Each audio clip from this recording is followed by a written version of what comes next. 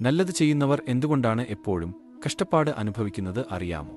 കുരുക്ഷേത്ര യുദ്ധത്തിനു ശേഷം ഒരിക്കൽ അർജുനനും ശ്രീകൃഷ്ണനും ഒരു വൃക്ഷത്തിന്റെ ചുവട്ടിൽ വിശ്രമിക്കുകയായിരുന്നു. ആ സമയം അർജുനൻ ശ്രീകൃഷ്ണനോട് ചോദിച്ചു, ധർമ്മം പാലിക്കുന്നവർക്ക് എപ്പോഴും എന്തിനാണ് ഇത്രയധികം അനീതികൾ സംഭവിക്കുന്നത്? ഇതിനുത്തരം നൽകുവാനായി ശ്രീകൃഷ്ണൻ ബ്രാഹ്മണവേഷം ധരിച്ച് അർജുനനെയും കൂട്ടി ഒരു ഗ്രാമത്തിലേക്ക് പോയി. സന്ധ്യയായി അവർ ഗ്രാമത്തിലെ ഏറ്റവും ധനികനായ ഒരാളുടെ അടുത്തേക്ക് ചെന്ന് അവർ അഭയം ചോദിച്ചു. ആ മനുഷ്യൻ ഒരു ദുഷ്ടനും അമിതമായ ധനസമ്പാദനത്തിലൂടെ ഒരു അഹങ്കാരിയും ആയിരുന്നു. ഗോശാല വൃത്തിയാക്കി അവിടെ താമസിച്ചുകൊള്ളൂ.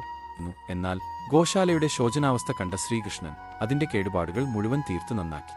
അടുത്ത ദിവസം അവർ ഗ്രാമത്തിലെ ഏറ്റവും ദരിദ്രനായ ഒരു മനുഷ്യന്റെ അടുത്തേക്ക് പോയി. ആ മനുഷ്യൻ ദയയും ഔദാര്യവും ഉള്ളവനായിരുന്നു. അദ്ദേഹം അവരെ തന്റെ കുടിലിൽ താമസിപ്പിക്കുകയും നല്ല ഭക്ഷണം നൽകുകയും ചെയ്തു. അദ്ദേഹത്തിന് ജീവിതമാർഗമായി ഒരു പശു മാത്രമേ ഉണ്ടായിരുന്നുള്ളൂ.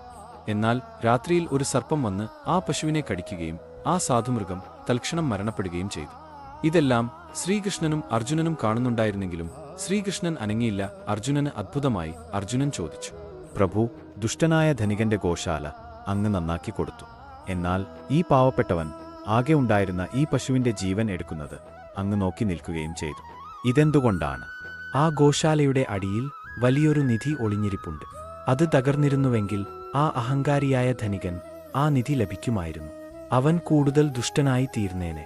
എന്നാൽ ഈ പാവപ്പെട്ടവന് ഒരു വിധി ഉണ്ടായിരുന്നു. തനിക്ക് ഏറ്റവും പ്രിയപ്പെട്ട ഒരാൾ ഇന്ന് നഷ്ടപ്പെടുമെന്ന്.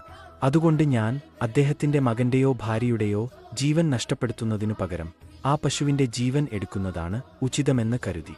ഇത് കേട്ട് അർജുനൻ മനസ്സിലായി, ദൈവത്തിന്റെ വഴികൾ നിഗൂഢവും മനുഷ്യന്റെ ധാരണകൾക്ക് അപ്പുറവും ആണെന്നും ദൈവം ചെയ്യുന്നതെല്ലാം നന്മയ്ക്കു വേണ്ടിയാണെന്നും.